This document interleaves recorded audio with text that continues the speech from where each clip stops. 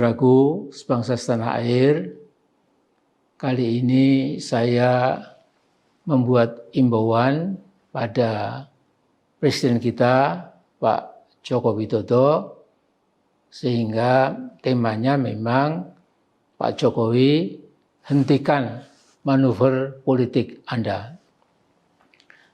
Jadi saya mengikuti dalam beberapa hari terakhir ini manuver berbahaya yang dilakukan oleh Jokowi lewat tangan-tangan kekuasaannya.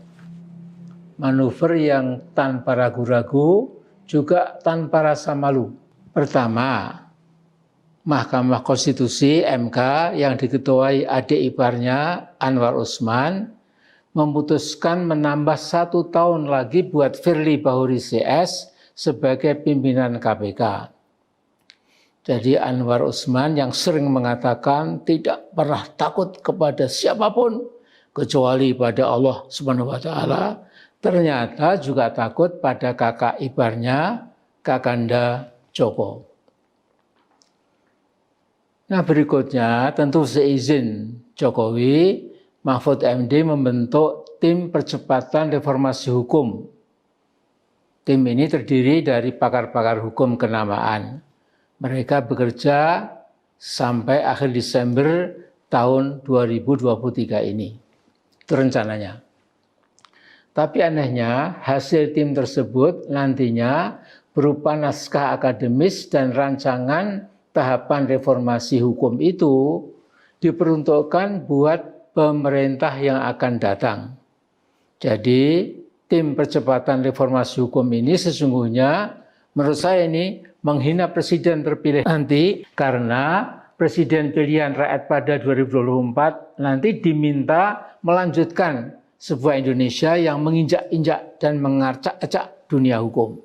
Jadi dengan kata lain, supaya lawless Indonesia tanpa hukum di zaman Jokowi terus dilangsungkan oleh presiden pilihan rakyat nanti. Nah, alangkah tidak masuk akalnya logika politik hukum Pak Jokowi. Ya.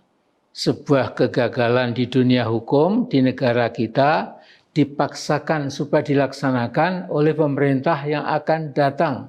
Nah, saya tertarik dengan kesimpulan 2 orang wartawan Metro TV dalam diskusi mereka beberapa hari lalu, bahwa rencana Mahfud MD itu disebut sebagai politik mercusuar reformasi hukum. Karena tidak bakal dipakai oleh pemerintah yang baru nanti, maka hasilnya pasti akan dibuang ke tong sampah. Jadi hanya buang-buang waktu dan mubazir, itu pendapat Metro TV.